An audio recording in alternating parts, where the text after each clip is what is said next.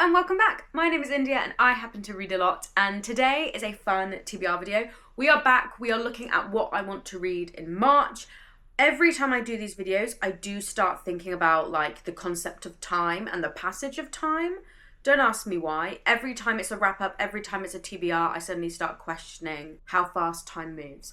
And we're going to ignore those feelings. We're going to just push them to the side, and we're going to be focusing on the books that I want to read in March. There is no theme for March. There is no vibe. It's just books that are either new releases for April or ones that have just arrived that I desperately want to read, or anything that I've just kind of picked in random. There's no cohesive look to March. I don't want to spend too much time waffling, so let's jump right in. So first up is The Ballad of Songbirds and Snakes. I've already spoken about this book in my February TBR because I left it too late and I haven't finished it. But I'm hoping to finish more. I'm filming this 2 days before March, so I'm hoping to get a little bit further ahead in this, but I do see myself finishing this in March.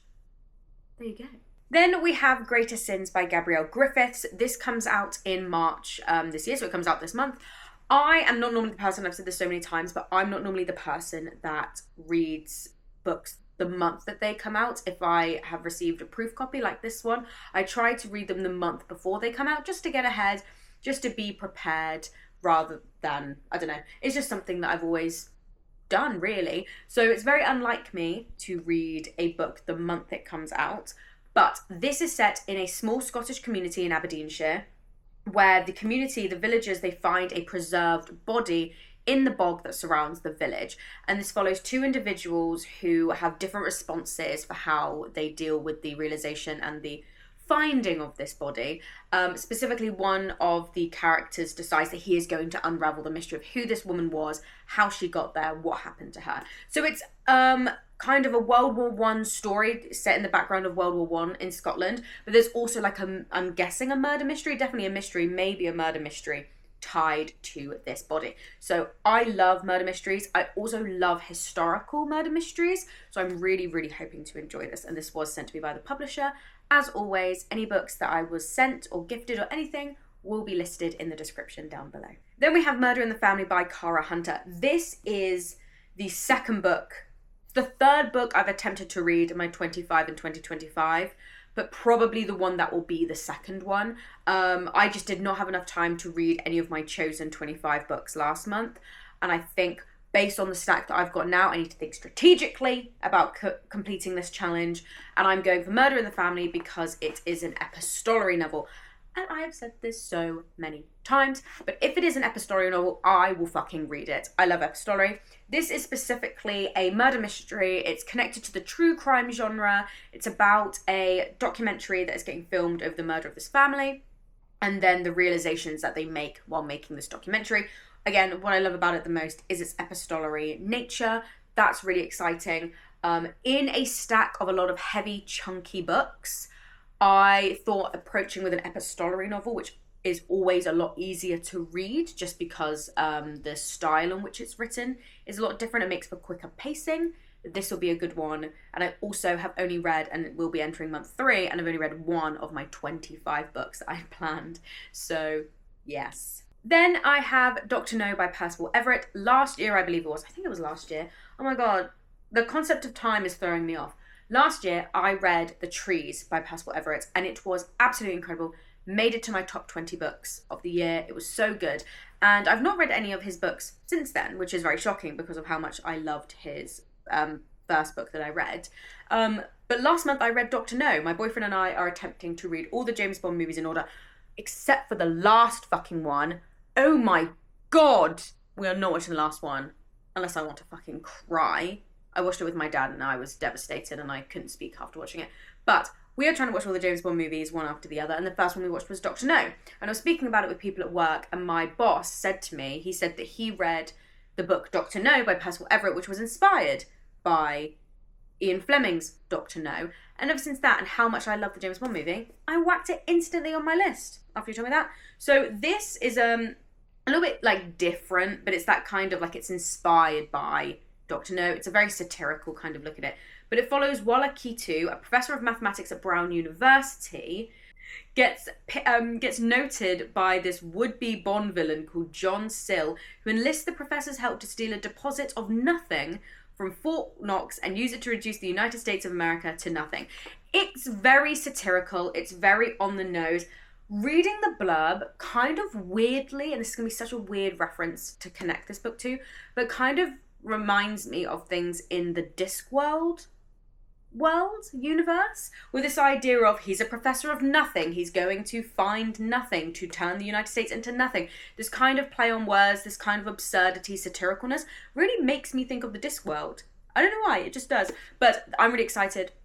Percival Everett has such snappy dialogue, such quick pacing, really short chapters. I know that I will fucking love this, and I know that Percival Everett is an author for the ages. So yes, I'm very excited to read this. Then I have All Better Now by Neil Shusterman. I have been waiting for a Neil Shusterman book for ages. For those of you who don't know, I think you should really check out my India Reads a Lot Essential Reading Guide, which lists all of my favourite books and all of the books that kind of turned me into the reader and the booktuber that I am now. And Scythe is on there, the first book in the Ark of a Scythe trilogy that Neil Shusterman wrote.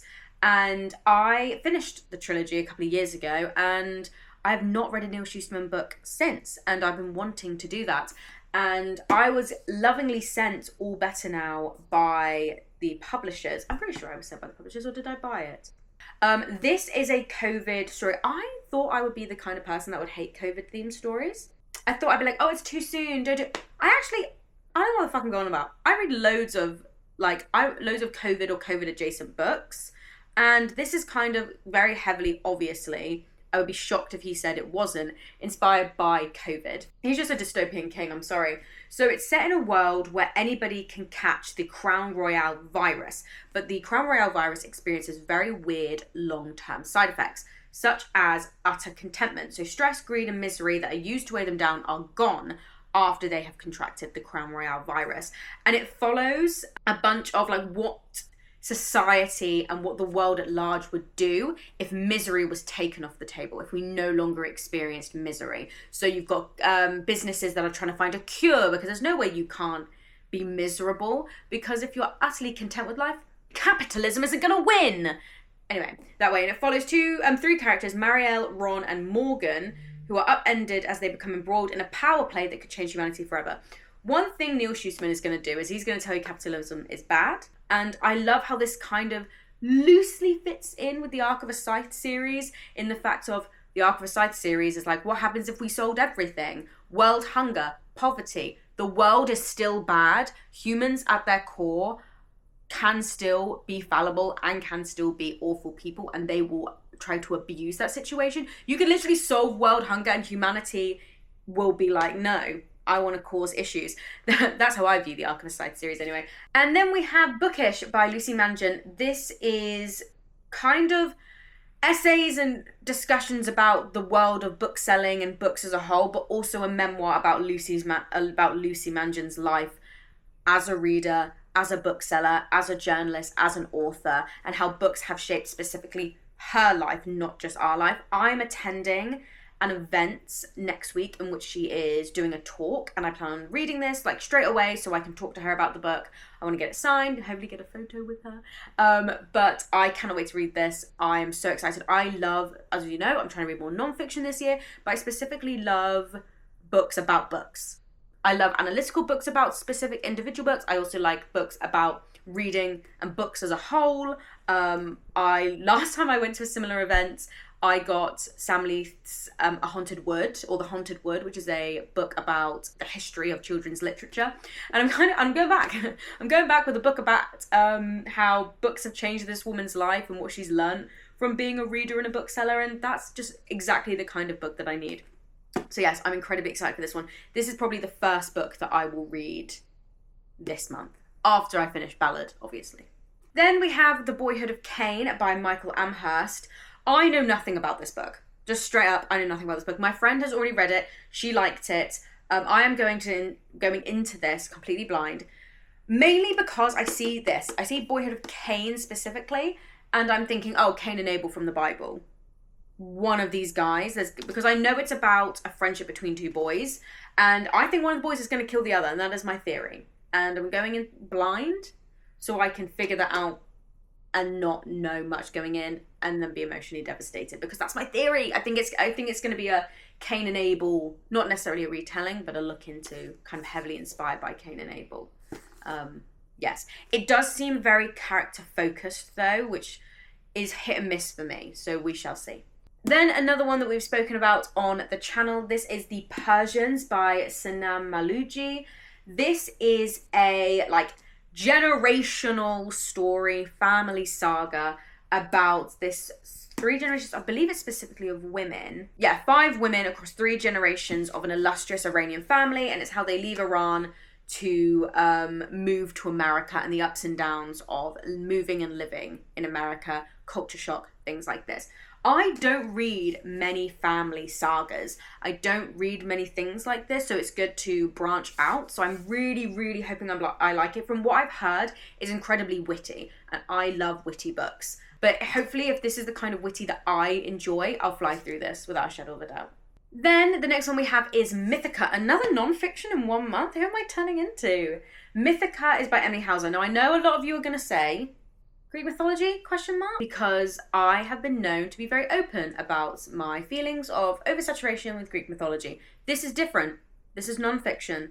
Non-fiction and fictional Greek mythology retellings are different. Emily Hauser, who is a classicist, who is a professor on classics, Greek mythology, Greek classics, everything. She has written this book, which is a new history of Homer's world through the women written out of it. So it's not a retelling of the Iliad or the Odyssey from the point of view of the women. It is just looking at the original texts and forming a new history focusing on the women. What can we learn about Homer's world from the women? Which is really exciting. As with everything, non-fiction is daunting as hell when it comes to things like history and classics.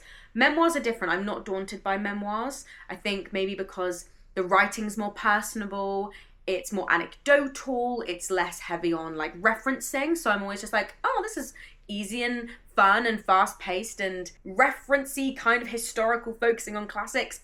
This size is a little bit daunting, but I'm very excited. As you guys know, I'm really trying to branch out into non-fiction, so I'm hoping this will be the book that will do it. Then a book to cross over, we have The Artist by Lucy Steeds. I've already spoken about this in my last TBR book. I'm pretty sure this was on the list. So I'll just link the video and put the timestamp here of what bit you should go to the video to learn about it, because I've already spoken about this, but it is a historical tale about art and artistry and things like that. So yes, this is a book I was really hoping to get to last month, which I didn't, so it's crossed over to this month. I then have this incredibly gorgeous copy of Spellbound by Georgia Layton. This comes out in April, so this, I just can't get over how gorgeous this is. So Spellbound is a retelling of Sleeping Beauty. It focuses specifically on 3 female characters in this book. Now, I don't know whether it's kind of like Disney and the 3 fairies, or whether it's going to be Sleeping Beauty herself, another fairy, Sleeping Beauty's mum. I'm not sure who the 3 female characters are, but it's about 3 female characters in this book that try everything they can to basically kind of mastermind their way out of the curse. And I'm really looking forward to seeing how she retells this, and how what the characters that she's chosen, how is she going to turn this fairy tale that we all know so well and turn it on its head. Especially when it comes to fairy tales that I know a lot about, like Sleeping Beauty, I'm going to be a critic. I'm joking, but I am really excited for it, and this is such a beautiful copy. Thank you to the publishers who sent this. I mean, oh my god, it's beautiful. And the only other 2 I need to mention, one is The Marriage Portrait. So one of the book groups that I attend, they are reading The Marriage Portrait, and I have so desperately been wanting to read it. So that is on my Kindle to read. But then also the book group that I run, we haven't chosen our next book. And because we haven't chosen our next book, I'm like, what the fuck are we going to choose? But I'm already looking at my 1, 2, 3, 4, 5, 6, 7, 8, 9, 10, 11, 12 books. That will be 13 again that I'm trying to attempt to read. And I didn't complete that last month, so we shall see. But yeah. But yes, here they are. I actually put Ballad down because I actually need to crack on and start reading it. But this is all the books that I want to read in March. I'm incredibly excited by this. I'm also daunted by a couple of these books. I also know that I really need to slow down with my choices and not get too excited and say yes to every single book that comes my way. But I am so incredibly excited at attempting these books. I think we've got a good range of different kinds of things, from non-fiction to sci-fi to murder mysteries to historical fiction. I am very, very excited. Thank you so much for watching. Like and subscribe and all of that fun stuff. And I don't know what you'll see me in next. And hopefully by the time we do the March wrap up, I have more success in completing this than I did in February. Thank you so much.